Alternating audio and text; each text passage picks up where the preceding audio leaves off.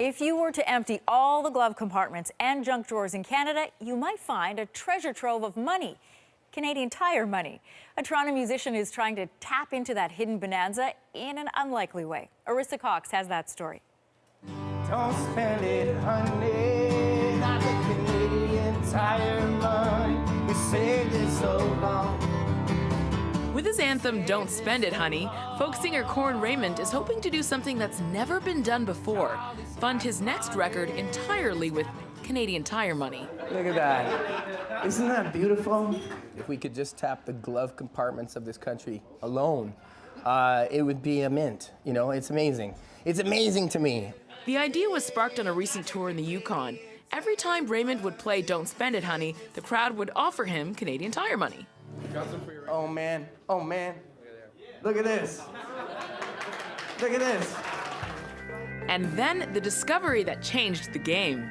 The Rogue Music Lab, which would be producing Raymond's next album, accepts Canadian Tire money at par. You buy light bulbs, you can buy toilet paper.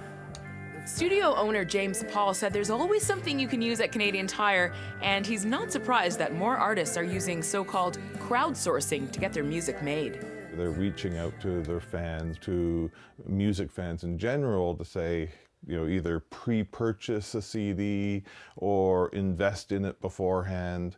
And this is how a large number of artists are raising the money to make their records. But Raymond knew that the idea of raising $10,000 to $20,000 was still a pretty lofty goal.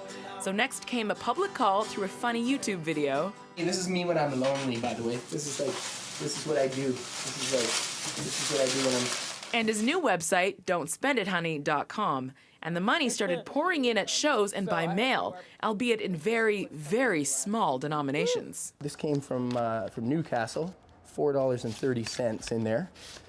Seriously, the mailman is going to start to wonder about me. So how does Canadian Tire feel about all this name dropping?